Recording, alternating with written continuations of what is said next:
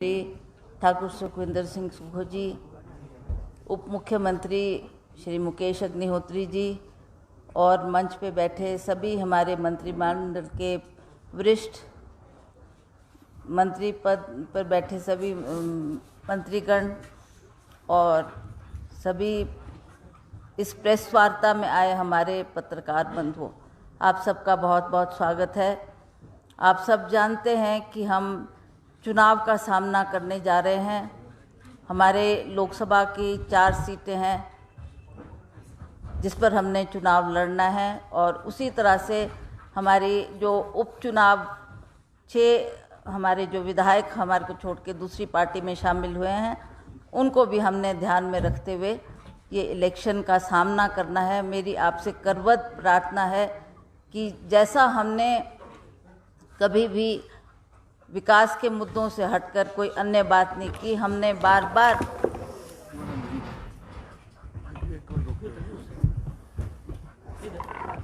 हिमाचल प्रदेश में हुए विकास के कार्यों को ही लोगों के सामने रखा है। और आप जानते हैं कि अभी पिछले साल हमारे प्रदेश में एक बहुत बड़ा आपदा आई और उस आपदा से निपटने के लिए हमने डटकर उसका मुकाबला किया। हम सरकार के और माननीय मुख्यमंत्री जी के बहुत आभारी हैं कि इन्होंने ऐसी विकट परिस्थितियों में भी हिमाचल प्रदेश का वो वक्त संभाला, आर्थिक तौर से मदद की और जितने भी हमारे लोग बेघर हुए थे उनकी हमने मदद की है। उनको भूमि उपलब्ध करवाई, उनको धन उपलब्ध करवाया, घर बनाने के लिए उनकी मदद की गई है। ये बहुत बड़ा कार्य है। उसके साथ साथ जितनी भी सड़कें हमारी ध्वस्त हुई थी उन सड़कों को भी हमने दुरुस्त समय पे किया कि किसी भी बागवान को शिकायत का मौका नहीं था। हमारे किसान बागवान चिंतित थे कि हमारा मंडी तक माल किस तरह से पहुंच पाएगा, क्योंकि हमारे बहुत सी सड़कें इन बाढ़ों में क्षतिग्रस्त हुई थी।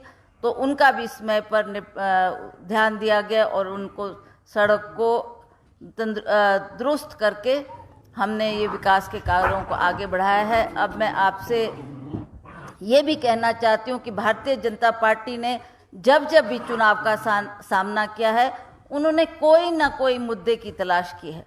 आप जानते हैं, चाहे वो हमारा आज वो धर्म की बात करें, चाहे वो अन्य मुद्दों पर बात करें, हमें केवल मात्र भाजपा के जो हमारे शीर्ष नेता और आदरणीय प्रधानमंत्री जी, जिन्होंने पिछली मर्तबा भी बहुत से हमारे चुनावी वादे हमारे सामने रखे थे, उन्होंने प्राइस राइज को कम करने की बात की, उन्होंने युवा वर्ग को रोजगार देने की बात की, उन्होंने भ्रष्टाचार हटाने की बात की।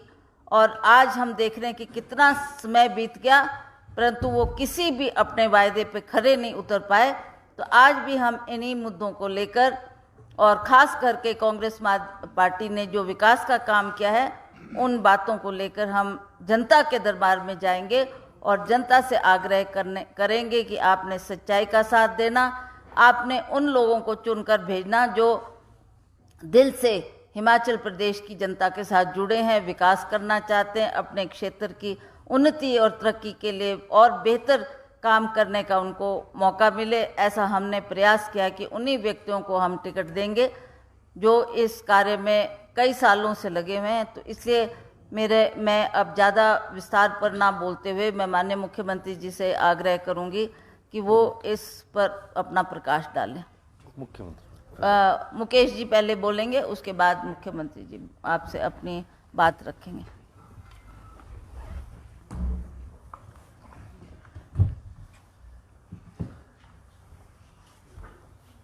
माननीय मुख्यमंत्री, पार्टी अध्यक्ष, हमारे साथी मंत्रीगण और हमारे विधायकगण और मेरे प्रेस के बंधुगण, जो प्रेजेंट सिचुएशन चल रही है उसके बारे में लगातार भारतीय जनता पार्टी के नेता प्रदेश को गुमराह करने में लगे हुए हैं और इस समय स्थिति ये है कि प्रदेश की जो इलेक्टेड गवर्नमेंट बनी उसको गिराने का एक प्रयास हुआ और उस साजिश का पूरा भंडाफोड़ हो चुका है और सारा प्रदेश जानता है कि भारतीय जनता पार्टी और इसके नेताओं ने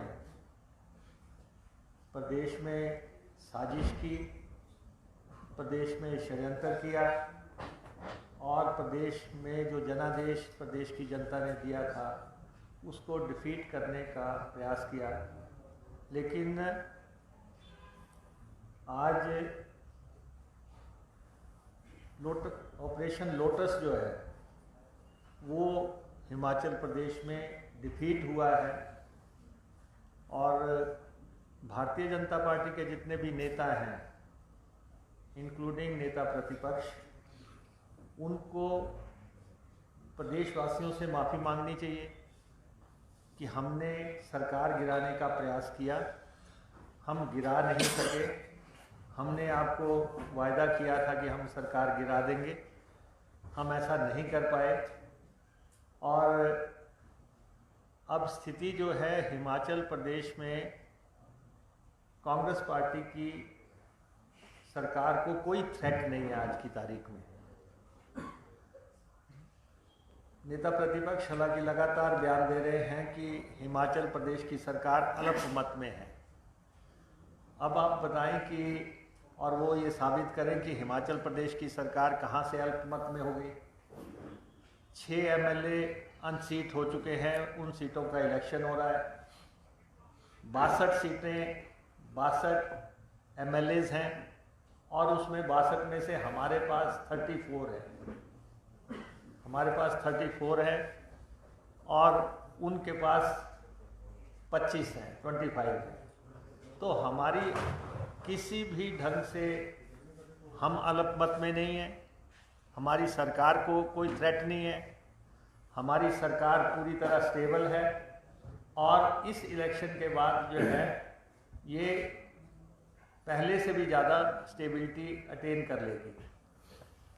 और ये जो ख्वाब भारतीय जनता पार्टी ने देखा था हिमाचल प्रदेश में सरकार गिराने का, ये अगले 45 महीने जो सरकार के हैं, सरकार तो चलेगी, पूरे 5 साल चलेगी और कोई भी, हमने पहले भी कहा, इस सरकार को कोई गिरा नहीं सकता। कोई साजिश जो है ये देवभूमि है, इस देवभूमि के लोग जो है, कुछ राज्यों में ऐसा होता होगा कि MLAs को कोई इस तरीके से जो है बदलाना और उनको अपने साथ लेना और सरकारें गिराई जाए या खेमे पलटे जाए। लेकिन हिमाचल प्रदेश की जनता ने कतई भी पसंद नहीं किया है इस पूरे एपिसोड को और हिमाचल प्रदेश की जनता में बहुत ज़्यादा आक्रोश है। हम फील्ड से आ रहे हैं, फील्ड में लोगों में बहुत ज़्यादा आक्रोश है भारतीय जनता पार्टी के और कोई संशय नहीं है कि लोकसभा की भी हम 4 सीटें जीतेंगे, लोकसभा का चौका लगेगा। हमने 2 सीटें घोषित की हैं अब तक और दोनों उम्मीदवार घोषित होने के बाद भारतीय जनता पार्टी का सांस सूखने लगा है। मंडी में जो हमने कैंडिडेट दिए हैं, हमारे PWD minister, urban development minister Vikramaditya Singh ji, और उसके बाद शिमला से हमने सुल्तानपुरी जी को, विनोद सुल्तानपुरी जी को उम्मीदवार बनाया है। ये दोनों उम्मीदवार घोषित होने के बाद भारतीय जनता पार्टी को के कैंप में ये चल रहा है कि हम अपनी टिकटें बदलें, हम अपने उम्मीदवारों को बदलें और उनको समझ आने लग पड़ा है कि जिस तरीके से उन्होंने कैंडिडेट्स दिए हैं, हमारे कैंडिडेट उनसे बहुत ऊपर हैं और जो है उनमें जनता का ज़्यादा भरोसा नज़र आ रहा है। अन्य 2 सीटों पे भी हमारे कैंडिडेट्स आने हैं और भाजपा के नेता ये कह रहे हैं कि बाकी सीटों पे उम्मीदवार घोषित क्यों नहीं किए गए। ये घोषणा करना ये हमारा प्रेरोगेटिव है कि हमने कब घोषित करना है, कब हमने 6 सीटों पे उम्मीदवार घोषित करने हैं। लेकिन जहां जीत का चौका हम लोकसभा में लगाएंगे और सारे समीकरण को पलट देंगे और जीत का छक्का जो है हिमाचल प्रदेश में लगना है विधानसभा में। और इसीलिए भाजपा के लोगों के चेहरे की हवाइयाँ जो है उड़ती नज़र आ रही हैं और उनको पता लग रहा है।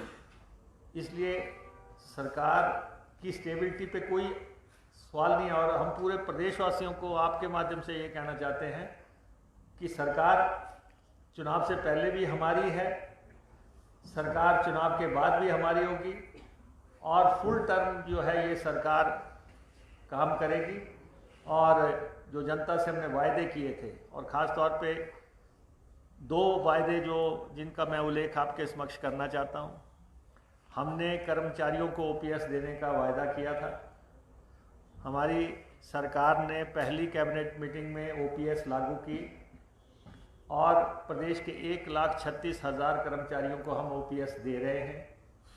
और प्रदेश के कर्मचारियों से हमारा आग्रह है कि हमने आपके बुढ़ापे का सहारा जो है आपको दिया है और आप पूरे वफादारी से हमारा साथ दें और साथ ही भारतीय जनता पार्टी ओपीएस के कंसेप्ट के अगेंस्ट है और अगर जरा सा भी इनका कोई मदद करेगा तो ये प्रदेश में ओपीएस बंद करेंगे जैसे ये दूसरे राज्यों में करते हैं। तो इसलिए हमारा तो ये वायदा है कि इस चुनाव के बाद हम हिमाचल प्रदेश विधानसभा में कानून लाएंगे। कानून ला के भी हम ओपीएस को जो है कानूनन लबादा भी पहना देंगे। अभी हमने एडमिनिस्ट्रेटिव ऑर्डर किए हैं, हम इसको कानूनन शक्ल भी देंगे कि हम प्रदेश के कर्मचारियों के साथ हैं और 1,36,000 कर्मचारियों के परिवारों के बुढ़ापे को हम नज़र में रखते हुए उनका हर संभव सहयोग करना चाहते हैं।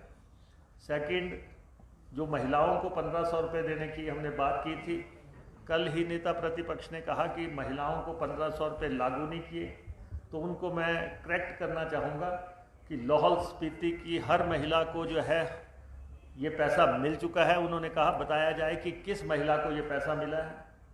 लाहौल स्पीति से हमने शुरू किया था, उसके बाद हमने नोटिफिकेशन की सारे हिमाचल प्रदेश के लिए और ये महिला विरोधी लोग हैं, ये इलेक्शन कमीशन में गए और इन्होंने हमारी जो मंशा है महिलाओं को 1,500 रुपये देने की उसको जो है रोकने की कोशिश की। और हम अब भी सरकार पूरी तरह चाहती है कि 30 अप्रैल के बाद जो पैसा बजट घोषणा के मुताबिक पड़ना है महिलाओं को, वो पैसा जो है डालने की इजाज़त हमें होनी चाहिए। लेकिन अगर ये इसी ढंग का माहौल रखते हैं तब भी जो है उससे नेक्स्ट मंथ में महिलाओं को जो पैसा मिलना शुरू हो जाएगा। तो महिला विरोधी काम ये कर रहे हैं, कर्मचारी विरोधी काम ये कर रहे हैं। हमने दोनों मसले निभा दिए हैं। और थर्ड जो सबसे इम्पोर्टेंट काम हुआ है कि प्रदेश में आज के दिन में प्रदेश में कोई भी लाचार और लावारिस नहीं रहा है और जितने भी लोग जिनके माता पिता नहीं हैं उनको स्टेट ने अडॉप्ट करने का एक बहुत क्रांतिकारी फैसला किया है और उन सब बच्चों को जो है मदद करने के लिए, पैसा लगाने के लिए, पॉकेट मनी देने के लिए सरकार ने काम किया है। ऐसे बहुत से मसले हैं जो सरकार ने इस 1.25 साल के दौरान किए और प्रदेश की जनता हमारे साथ है। प्रदेश की जनता जो है इस समय भारतीय जनता पार्टी के जिन लोगों ने बगावत की, जो लोग बाहर गए, आज उनको भी समझ आ रहा है कि कितनी बड़ी चूक उनसे हुई है। शायद उन्होंने ये नहीं समझा था कि उनकी सीटें चली जाएंगी और उनको दोबारा चुनाव में कूदना पड़ जाएगा। और जो इंडिपेंडेंट्स हैं उनसे भी जनता पूछ रही है कि आप अगर आज एमएलए हैं, कल जब दोबारा आप इस्तीफा दोगे फिर आप क्या बनोगे। तो ये लोग, भारतीय जनता पार्टी ने जो एक चक्रव्यूह रचा था भाजपा, उसमें ही फंस गई है। ये पहली स्टेट है जहाँ पे इनका ऑपरेशन लोटस डिफीट हुआ है और सरकार पहले से कहीं ज़्यादा मजबूत हुई है, पहले से कहीं ज़्यादा स्थिर हुई है। और हमारे 34 के 34 लोग एक चट्टान की तरह आज की तारीख में ये कह रहे हैं कि 4 लोगों से हम संपर्क में या 6 लोगों में संपर्क में हैं, तो वो समय अब चला गया। अब तो मैं कहता हूँ कि जिस ढंग से सदस्यों की मेंबरशिप गई है, पड़ोसी राज्यों में भी कोई जो है ऐसा कदम नहीं उठाएगा, क्योंकि जिस ढंग से मेंबरशिप एमएलएज की गई है या दूसरे एमएलएज चक्रव्यूह में फंसे हुए हैं, हम 34 जो है पूरी तरह कंसोलिडेटेड है, पूरी तरह एकजुट है। हमारा एक एमएलए जो है पार्टी के स्थिरता के लिए काम कर रहा है और चुनाव के बाद हम सारी सीटें जीत के जो है एक स्थिर, स्थायी और टिकाऊ सरकार चलाएंगे। और बीजेपी के पाप का घड़ा भर गया है, उनका भंडाफोड़ हो गया है। और आप देख रहे हैं कि जयराम जैसे नेता जो कि मुख्यमंत्री रहे हैं और जो आज नेता प्रतिपक्ष हैं, उनको कंगना रनौत जैसी नेत्री से कहलवाना पड़ रहा है कि ये 4 तारीख को मुख्यमंत्री बनेंगे। वो 4 कभी नहीं आएगी, वो 4 अब आने से रही। अब जो है ये सरकार यही चलेगी और जितने अगले 45 महीनों में 4 आएगी, उस दिन उनको जरूर याद करवाया जाया करेगा कि आज फिर 4 है 45 दिन। और ये जो हमारे 45 दिन है, 45 दिनों का हमारा कैंपेन चलेगा। कैंपेन के जो इश्यूज़ है वो माननीय मुख्यमंत्री जी आपको एलाबोरेट करेंगे कि प्रदेश में, लेकिन ये स्पष्ट है, ये प्रदेशवासियों को हम आपके माध्यम से बार बार कहना चाहते हैं कि सरकार हमारी रहेगी, आप सब हमारा साथ दें, हमारे साथ चलें। और जिन शक्तियों ने प्रदेश में अस्थिरता फैलाने की कोशिश की, उनको जो है प्रदेश की जनता को इस चुनाव के माध्यम से सजा देने का समय आ गया है। आपका बहुत बहुत धन्यवाद। अब माननीय मुख्यमंत्री जी आपको ब्रीफ करेंगे।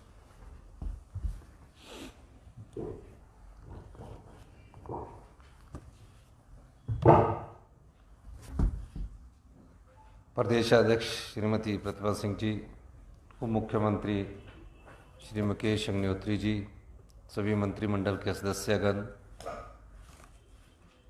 पत्रकार बंधु, सबको नमस्कार।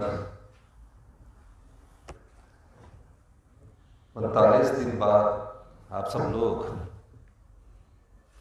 लोकतंत्र के उस पर्व में शामिल होंगे जिस लोकतंत्र ने 15 महीने पहले कांग्रेस की सरकार बनाई।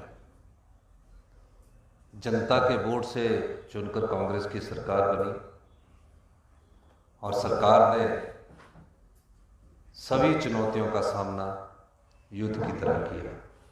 पहली चुनौती आर्थिक मोर्चे पर आई, खजाना खाली था।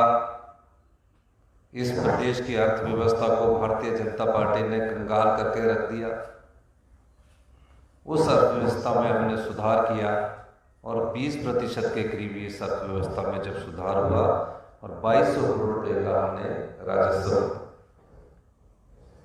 पैदा किया। दूसरी चुनौती आपदा के रूप में आई। इतिहास की सबसे बड़ी त्रासदी, और इतनी बड़ी त्रासदी हमने अपने जीवन काल में नहीं देखी। मैं अपने मंत्रिमंडल के सभी सदस्यों का धन्यवाद भी करना चाहूँगा। प्रदेश की कोई स्पेशल पैकेज ना मिलने के बावजूद भी हमने उस चुनौती का सामना किया और उस चुनौती का जब हमने सामना किया 2 महीने के अंदर हमने प्रदेश को अपने पांव पर खड़ा किया और अपने संसाधनों से 4500 करोड़ रुपए का आपदा राहत पैकेज दिया। और जो मकान प्रधानमंत्री आवास योजना के तहत जो राशि मिलती थी 1.5 लाख रुपया मिलते थे, हमें केंद्र से नहीं मिले, लेकिन हमने आपदा प्रभावित 22,000 परिवारों को बसाने के लिए कानून बदल दिया, नियम बदल दिए और आपदा राहत राशि को उनके पक्के घर जो टूट गए थे बनाने के लिए हमने 7 लाख रुपया की राशि उनको दी। पशु शालाएं बह गई, जहाँ भी जो भी समस्या आपदा के तहत समय आई और सभी लोगों ने हमारा साथ दिया। आपदा के समय जहाँ केंद्र सरकार ने हमें कोई आर्थिक सहायता और स्पेशल रिलीफ पैकेज नहीं दिया, लेकिन प्रदेश के छोटे छोटे बच्चों ने, पेंशन भोगियों ने, कर्मचारियों ने, किसान ने, माताओं ने, जो भी उनसे बनता था उन्होंने इस आपदा राहत कोष में हमें दान दिया और एक ऐतिहासिक दान हमारे पास 200 करोड़ रुपए के रूप में हमारे पास आया। इसके अलावा हमारी सरकार ने कई कल्याणकारी योजनाएं शुरू की। पहली पुण्य की योजना, हमने जो बच्चे अपनी माता को खो चुके हैं, पिता को खो चुके हैं, उनके लिए हमने मुख्यमंत्री सुरक्षाश्रय योजना शुरू की। ये हिंदुस्तान की पहली योजना है जहाँ माता और पिता के खोने के बाद 27 साल तक बच्चों की पूरी शिक्षा का, हॉस्टल का, कोचिंग का, पॉकेट मनी का, साल में एक बार देश के अंदर घूमने का, घर बनाने का और ज़मीन उपलब्ध करवाने का, इस योजना के तहत हमने कानून बनाया और उसका फ़ायदा 4,000 के करीब अनाथ बच्चों को मिलना शुरू हुआ। उसके बाद हमने कई और योजनाएं शुरू की, जिसमें जो विधवाएं हैं उन विधवाओं के बच्चों को फ्री एजुकेशंस, यानी कि पहली क्लास से लेकर जब तक वो 27 साल की उम्र तक पढ़ना चाहता है, चाहे वो डॉक्टरी की पढ़ाई करना चाहता है, चाहे वो इंजीनियरिंग की पढ़ाई करना चाहता है, चाहे कोई भी प्रोफेशनल कोर्स शुरू करना चाहता है, उसकी पूरी शिक्षा का खर्चा जो विधवा बहनें हैं, माताएं हैं, हिमाचल प्रदेश सरकार अपने संसाधनों से उपलब्ध करवाएगी। 70 साल से ऊपर की जो भी बुजुर्ग है, चाहे वो 70 साल की उम्र पार करने के बाद, हमारी सरकार ने इस साल बजट में ये प्रावधान किया है कि उनको किसी भी प्रकार की बीमारी क्यों ना हो, हमारी सरकार उन्हें मुफ्त इलाज उपलब्ध करवाएगी। इस बारे में हमने बजट में प्रावधान कर रखा है। हिमाचल प्रदेश में 15 महीने में हमारी सरकार ने 2 प्रमुख लक्ष्यों को ध्यान में रखा। एक सामाजिक सुरक्षा का और दूसरा ग्रामीण अर्थव्यवस्था में मजबूती प्रदान करने के लिए। आप देख रहे होंगे कि पहली बार ऐसा है कि हमने ग्रामीण अर्थव्यवस्था को मजबूत करने के लिए जो कांग्रेस पार्टी ने, डॉक्टर मनमोहन सिंह जी ने जो मनरेगा की शुरुआत की थी, महात्मा गांधी राष्ट्रीय ग्रामीण रोजगार नीति, उसमें जो मनरेगा के तहत मजदूर काम करते थे, हर पंचायत में काम करते हैं, उनकी जो दिहाड़ी थी वो 240 रुपये मिलती थी। हमने 1 अप्रैल 2024 से उसको बढ़ाकर 300 रुपये कर दिया और 1 मई में जो अभी लगे हुए हमारे मनरेगा के तहत हिमाचल प्रदेश में जितने भी पंचायतों के द्वारा काम कर रहे मजदूर लगे हैं, उनको 1 मई में से 300 रुपया प्रति माह, प्रतिदिन का मिलेगा। इसके अलावा हमने ग्रामीण अर्थव्यवस्था कैसे मजबूत हो, हिमाचल प्रदेश हिंदुस्तान का पहला राज्य बना जहां दूध पर मिनिमम सपोर्ट प्राइस फिक्स किया गया। मिनिमम सपोर्ट प्राइस में हमने गाय के दूध का जो रेट है वो 45 रुपये प्रति किलो के हिसाब से और भैंस के दूध का 55 रुपये प्रति किलो के हिसाब से मिनिमम सपोर्ट प्राइस फिक्स किया, ताकि गांव में रहने वाला जो किसान है, गांव में रहने वाला जो पशुपालक है, वो दूध को बेचकर भी अपनी आय को बढ़ा सके। यही नहीं, हम हिंदुस्तान के पहले ऐसे राज्य बने जहां हमने प्राकृतिक खेती से पैदा होने वाला जो गेहूं है उस पर मिनिमम सपोर्ट प्राइस 40 रुपये प्रति किलो के हिसाब से और मक्की का सपोर्ट प्राइस 30 रुपये प्रति किलो के हिसाब से निर्धारित किया, क्योंकि हमारे यहाँ प्राकृतिक जलवायु बहुत अच्छी है। अगर कोई प्राकृतिक खेती की तरफ जाएगा तो उसके आय के साधन भी हमारे गांव में जो व्यक्ति किसान रह रहा है उसके बढ़े। ये सब चीज़ें हम ग्रामीण 15 महीने में हमारी सरकार ने की। उसके बाद हमारी सरकार बनने से पहले कुछ गारंटियां आपके सामने रखी। मैं आज भी देखता हूँ कि भारतीय जनता पार्टी के जो जयराम ठाकुर जी या राजीव बिंदल जी झूठ बोल रहे हैं गारंटी को क्या हुआ। हमने तो पहले ही कैबिनेट में 1,36,000 सरकारी कर्मचारियों को ओल्ड पेंशन स्कीम से नवाजा और उन्हें सामाजिक सुरक्षा मुहैया करवाई। 680 करोड़ की स्टार्टअप योजना के तहत कि हिमाचल ग्रीन स्टेट के रूप में विकसित हो, हिमाचल की जलवायु के हिसाब से हमने स्टार्टअप योजना बनाई और हमने दूसरी गारंटी 680 करोड़ रुपए की स्टार्टअप योजना की पूरी की। हमारी शिक्षा का स्तर भारतीय जनता पार्टी की सरकार, जयराम ठाकुर जी की सरकार 5 साल में जो गुणात्मक शिक्षा है उसमें 18वें स्थान पर पहुंच गई। 18वें स्थान पर हम गुणात्मक शिक्षा में पहुंच गए। हमारी सरकार ने जब इसका अध्ययन किया तो पाया कि जयराम जी की सरकार जो थी वो स्कूल खुलवाने में विश्वास रखती थी। वह अध्यापक हो ना हो लेकिन स्कूल खुलना चाहिए ताकि मैं उसका राजनीतिक लाभ उठा सकूं। हमने उस पर ध्यान दिया, कमियां ढूंढी और कमियां ढूंढने के बाद इस एकेडमिक सेशन में जो मार्च में भी शुरू हो चुका और जून में भी शुरू होगा निचले क्षेत्रों में, सभी स्कूलों में इंग्लिश मीडियम से गवर्नमेंट स्कूलों में पढ़ाई करवाई जाएगी।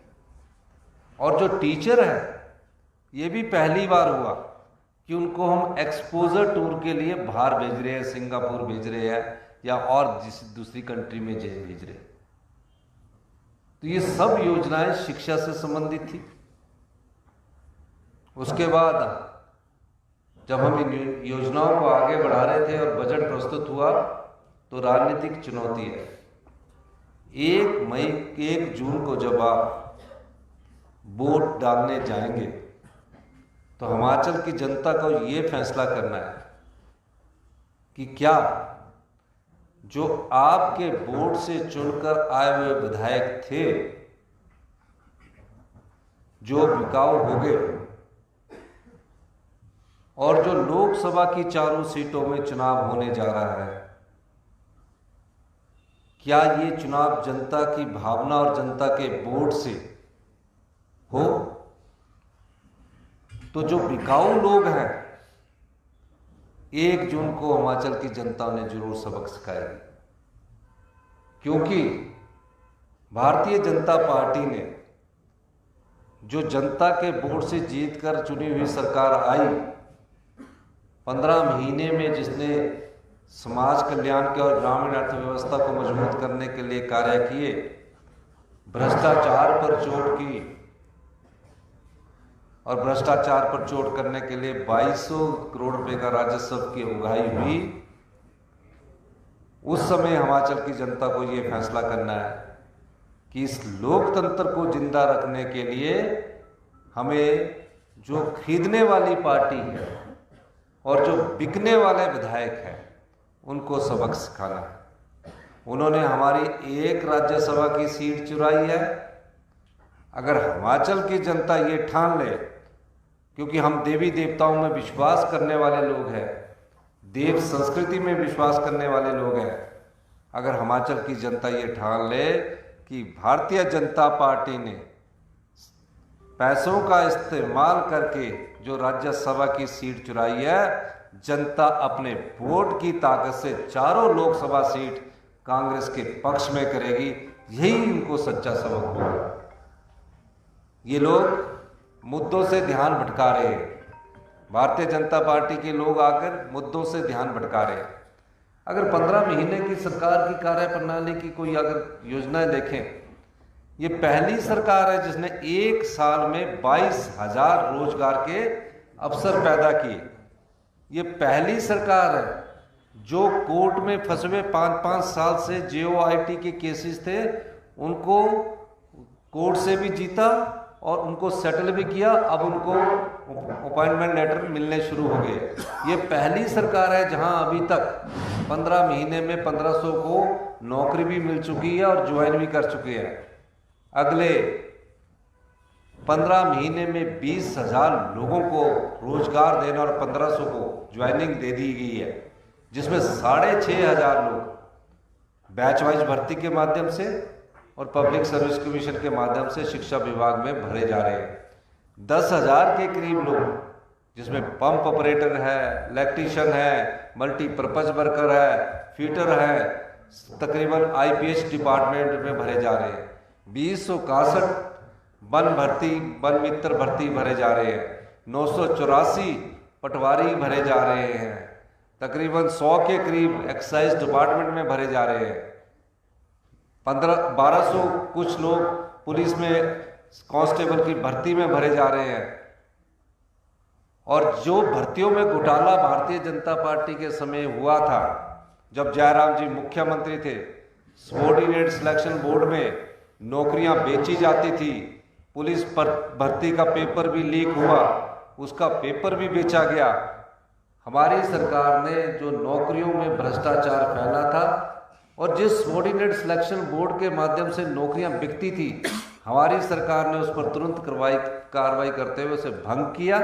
और भंग करने के बाद मुझे खुशी है कि वहाँ द्वारा से राज्य चयन आयोग का गठन करने के बाद अब वहाँ भी नियुक्तियाँ और चयन आयोग के द्वारा नियुक्तियाँ शुरू हो गई हैं। वहाँ भी अब एग्ज़ाम होने शुरू हो चुके हैं। तो जयराम ठाकुर जी से कुछ सवाल है। आप बार बार एक बात कहते हैं कि हम सरकार बनाएंगे। आप चुरा कर सरकार बनाना चाहते हो, वहाँ तो सफल नहीं हुए, जैसे कि वो मुख्यमंत्री महोदय ने कहा और मैडम ने कहा, चुरा कर आप सरकार बनाना चाहते हैं। जो बिक गए, जो ईमान बेच चुके हैं, वो जनता के सच्चे सेवक नहीं हो सकते। ऐसी कोई परिस्थिति नहीं है जो बिकाऊ है कि वो जनता का सेवक होगा। और मैं दावे के साथ कह सकता हूं कि 1 जून को जब परिणाम आएगा, निश्चित तौर पर चारों लोकसभा और 6 विधानसभा सीट कांग्रेस पार्टी जीतेगी। कांग्रेस पार्टी ने जब से उसकी सरकार बनी है, ईमानदारी से समाज के अंतिम व्यक्ति तक पहुंचकर उसकी सेवा करने का प्रयास किया है। किसान को समृद्धशाली बनाने के लिए और उसके हाथ में पैसा आए, उस दृष्टिकोण से 15 महीने में सरकार ने उसके लिए कार्य किया है। महिलाओं को सम्मान मिले, महिलाओं के अधिकारों की रक्षा हमने की। महिलाओं की शादी की उम्र को 18 से 21 साल से बढ़ाने के लिए हम कानून लाने वाले हैं। और 1500 रुपया प्रत्येक महीना तकरीबन हमारी 9 लाख महिलाओं को जब मिलेगा, निश्चित तौर पर मैं कह सकता हूं कि महिलाएं स्वाभिमान से और आत्मसम्मान से अपना गुजारा करेगी, अपने को सुरक्षित महसूस करेगी। 1500 से गुजारा नहीं हो सकता, लेकिन एक स्वाभिमान होता है कि हमारे को सरकार की तरफ से इतना 1500 रुपया हर महीने मिलेगा। साल का 18,000 रुपया मिलेगा। और कब तक मिलेगा? जब तक उसके शरीर में सांस की अंतिम सांस उसके शरीर में है। और ये योजना 1 मई 2024 से स्पीति में शुरू हो चुकी है। वहां स्पीति की महिलाओं को 15,000 रुपया मिल चुका है। 1 फरवरी 2024 से लाहौल में शुरू हो चुकी है और लाहौल में शुरू होने के बाद वहां सभी महिलाओं को पूरे जिले में 1500 रुपया मिलना शुरू हो चुका है। उसके बाद इसको पूरे हिमाचल प्रदेश में नोटिफाई कर दिया गया और नोटिफाई करने के बाद 2,37,000 महिलाएं जिन्हें 1,100 रुपया पेंशन मिलती थी या 1,000 रुपया पेंशन मिलती थी, उनको 2,37,000 महिलाओं को भी 1,500 रुपया मिलना शुरू हो गया है। और जिस प्रकार भारतीय जनता पार्टी के जो यहाँ नेता हैं और जिस सोच और नियत से वो कार्य करना चाहते हैं, ओपीएस को बंद करना चाहते हैं, हमने पहली कैबिनेट में ओपीएस लागू की, राजस्थान में पहली ही कैबिनेट में ओपीएस वापस ली। हमने 1,500 रुपया देना भी शुरू कर दिया। भारतीय जनता पार्टी के नेता जयराम ठाकुर जी चुनाव आयोग के पास गए, हमारी बहनें फॉर्म भर रही थी, हमारी माताएं फॉर्म भर रही थी, उन्होंने चुनाव आयोग से शिकायत की, ये ऑन गोइंग योजना है, इसमें फॉर्म भरने से कोई नहीं रोक सकता और जितनी भी महिलाएं वो अपने फॉर्म जमा करवा सकती है, भर सकती है। अगर वो उनके पास नहीं जमा करवाने तो अपने जो हमारे जो विधायक है उनके पास जमा करवाइए, स्थानीय लोगों के पास जमा करवाइए। मैं दावे के साथ कह सकता हूं भारतीय जनता पार्टी इसको जितने भी रोकने की कोशिश करेगी। हम अप्रैल का भी पैसा देंगे, मई का भी देंगे और अगर इन्होंने हमारा रोका तो हम जून में इन्हें 3,000 रुपया इकट्ठा देंगे। ये हम कहना चाहते हैं क्योंकि ये योजना रुक नहीं सकती। जिस तरह किसान सम्मान निधि प्राइम मिनिस्टर की योजना है उसका पैसा डाला जा रहा है और हमारी प्यारी बहना महिला सम्मान निधि का पैसा रोकने की भारतीय जनता पार्टी कि अगर चुनाव आयोग से इस प्रकार की काम करती है तो हमारा सरकार उसका विरोध करेगी। तो पूरी महिलाओं को हम 1,500 रुपया देंगे। ये तो अभी शुरुआत है। समाज के कई और वंचित वर्ग है, समाज के कई लोग और हैं। ये पहली सरकार है जिसने दिव्यांग लोगों की उच्च शिक्षा के लिए सोचा, उसके लिए एक संस्थान बनाया। ये पहली सरकार है जिसने विधवाओं की बच्चों की पढ़ाई को फ्री शिक्षा के लिए सोचा। किस क्षेत्र में नहीं हिमाचल प्रदेश में काम हुआ। आर्थिक चुनौती थी, हमें कर्ज लेने की लिमिट में कैपिंग कर दी। हमने सड़कों का जाल बिछाया, हमने सिंचाई योजनाओं का 15 महीने में जाल बिछाया। हमने सभी विभागों में बहुत अच्छा काम किया है। जनता ने तय करना है। अगर वो आंकलन करेंगे तो जयराम ठाकुर जी जो 5 साल हमेशा अपने मोबाइल पर ही लगे रहे, वो भी मैं ये कहना चाहता हूँ उससे योजनाएं बनाते तो अच्छा होता। तो मैं इतना ही कहना चाहता हूँ कि आप निश्चिंत हो रहिए, हिमाचल में कांग्रेस की सरकार पूरे 5 साल चलेगी क्योंकि हमारी सरकार आम जनता की सरकार है, आम लोगों की सरकार है, महिलाओं के सम्मान की सरकार है, युवाओं को रोजगार देने की सरकार है और पूरी मेजॉरिटी की सरकार है। अब सपने कोई दिन में देख ले तो उस बीमारी का इलाज तो अभी वैज्ञानिक ढूंढ रहे हैं कि हम सरकार बनाएंगे। अब कोई दिन में सपने देख ले। और हमने 2 प्रत्याशी दिए हैं, दोनों युवा प्रत्याशी दिए हैं, दोनों पढ़े लिखे हैं, अपने अपने सब्जेक्ट में उन्होंने यूनिवर्सिटी से पढ़ा है, कॉलेज से पढ़ा है। वो मुद्दों पर बात कर रहे हैं, लेकिन ये मुद्दों से ध्यान बांट करके व्यक्तिगत टिप्पणियों पर बात कर रहे हैं। हम चाहेंगे कि भारतीय जनता पार्टी को भी अपअद्धर भाषा से परहेज करना चाहिए। मुद्दों पर बात कीजिए, सरकार के कामगुजारी पर बात कीजिए। हमारे मंडी संसदीय क्षेत्र से हमने युवा प्रत्याशी श्री विक्रमादित्य जी को दिया, जिन्होंने आपदा में, अगर मंडी में बाढ़ आई, कुल्लू में बाढ़ आई, हर सड़क के पास खुद जाकर निरीक्षण किया, लोगों के बीच रहे और 48 घंटों के बीच हमारी सरकार ने सड़क भी बहाल किया। उप मुख्यमंत्री जी के नेतृत्व में मैं और खुद सड़कों में राष्ट्र आपदा के समय हम अपना रोड खिलवा रहे थे। कितने शिक्षा संस्थान थे, माननीय शिक्षा मंत्री जी से मेरी बात हुई तो उन शिक्षा संस्थानों को खोला। तो मंडी की आपदा में जो जनता के साथ खड़ा हुआ हमारे पीडब्ल्यूडी मिनिस्टर है विक्रमादित्य सिंह जी, लोगों को वो बात याद रखनी चाहिए किस तरह उनका सेब मंडियों में पहुंचा। दूसरे भी हमने युवा प्रत्याशी विनोद सुल्तानपुरी दिए, अच्छे पढ़े लिखे हैं। उनके पिताजी ने 6 बार हिमाचल प्रदेश के सांसद के रूप में लोकसभा में हिमाचल की आवाज को उठाया है। और आने वाले समय में और भी अच्छे प्रत्याशी आपको 2 देखने को मिलेंगे। हम चारों लोकसभा की सीटें हिमाचल की जनता से ये मांग करते हैं कि इस लोकतंत्र को बचाने के लिए जिन लोगों ने राज्यसभा की सीट को चुराया है, आपके हाथ में ताकत है। लोकतंत्र में सबसे बड़ी ताकत जनता के हाथ में है, युवाओं के हाथ में है कि ऐसे तानाशाही ताकत को सबक सिखाने का वक्त आ गया है। अगर आप एक राज्यसभा सीट की चुराई सीट से चारों लोकसभा को जीतकर भेजेंगे तो पूरे देश में एक संदेश जाएगा और जो जनता के द्वारा चुनी हुई सरकार है उसको गिराने की कोई द्वारा हिम्मत नहीं करेगा। यही मैं बस आपसे कहना चाहता हूं। आपने हमारी बात सुनी, कोई सवाल है आप पूछ सकते हैं। आपका बहुत बहुत धन्यवाद। महिलाओं को ऐलान किया, इसको लेकर कह रहे हैं कि चुनाव से पहले की गई और जो क्राइटेरिया इसमें रखा गया है वो फुलफिल नहीं करेगा जितना आपने कमिटमेंट की। देखिए, सब हमारे सारा क्राइटेरिया फुलफिल करता है। लाहौल स्पीति में मिलना किया चुनाव से पहले नहीं है, बजट था।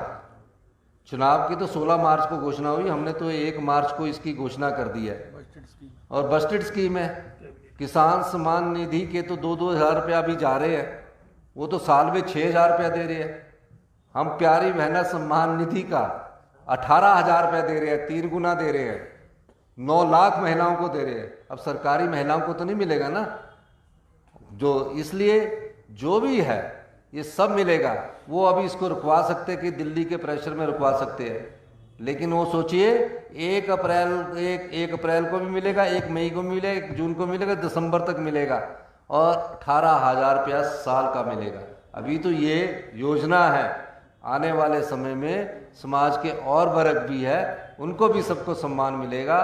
लेकिन भारतीय जनता पार्टी जिस प्रकार के हथकंडे अपना रही है वो राजनीति के लिए अच्छे नहीं है और जिस प्रकार के वो सत्ता पैसे के दम पर हथियाना चाहती है वो जनता की भावनाओं से खिलवाड़ है। सर, पीएम कह रहे हैं 2024 लक्ष्य नहीं है, लक्ष्य 2047 है। देखिए, अभी तो हम हिमाचल की बात करेंगे, जब यहाँ आएंगे तो उनके साथ उसी बात का काम करेंगे, बात करेंगे।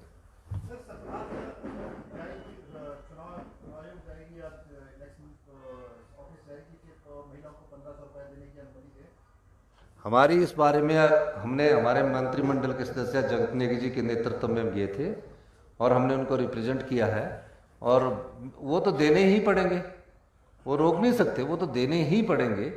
अब उन्होंने, मुझे लगता है कि उन्होंने जो फार्म रोकने पर बैन किया था, हमने वो भी कहा है और हम चाहेंगे कि वो जो फार्म है वो जो हमारी महिलाएं उनके रोक दिए गए थे उसकी भी शुरुआत की जाए। सर, कांगड़ा और हमीरपुर के बाद 6 और सीटें जहाँ पे अभी प्रत्याशी नहीं हुए, तो कब तक जो है वो बाकी प्रत्याशियों की घोषणा होगी? तो जल्दी हो जाएगी, बता देंगे आपको। सर, आपके जो इश्यूज हैं लोकसभा एंड विधानसभा इलेक्शंस में, ये एक ही रहेंगे या Lok Sabha election point of view से आप अलग मुद्दे उठाएंगे और विधानसभा? हमारी सरकार और मंत्रिमंडल की जो 15 महीने की कारगुजारी रही है वो हम जनता की अदालत के बीच में ले जाएंगे, जिसमें सबसे बड़ी जो कंगाल खजाना दिया, हमारे उप मुख्यमंत्री जी के नेतृत्व में एक कमेटी बनी और उसमें वाइट पेपर जारी हुआ, उसमें पूरी डिटेल विधानसभा पर ले की गई है। उस चुनौती का हमारी सरकार ने सामना किया और आज देखिए हम डीए भी दे रहे हैं, हमने डीए भी दे दिया और एरियर भी दे दिया। ठीक है, थोड़ा कम मिला है, लेकिन आने वाले में हम एरियर भी पूरा देने के कर्मचारियों को लिए, किसान को भी दे दिया, महिलाओं को भी दे दिया। सबको दिया। अगर 15 महीने में सब चीज़ें हम कर रहे हैं और हिमाचल प्रदेश को आत्मनिर्भर हिमाचल प्रदेश बनाने की हम 2027 तक कोशिश कर रहे हैं और 2032 तक, मैं बार बार कहता हूं कि हम हिमाचल प्रदेश को 2027 में आत्मनिर्भर बनाएंगे, 2032 में हिंदुस्तान का सबसे समृद्धशाली और अमीर राज्य बनाएंगे। धन्यवाद, बहुत बहुत धन्यवाद।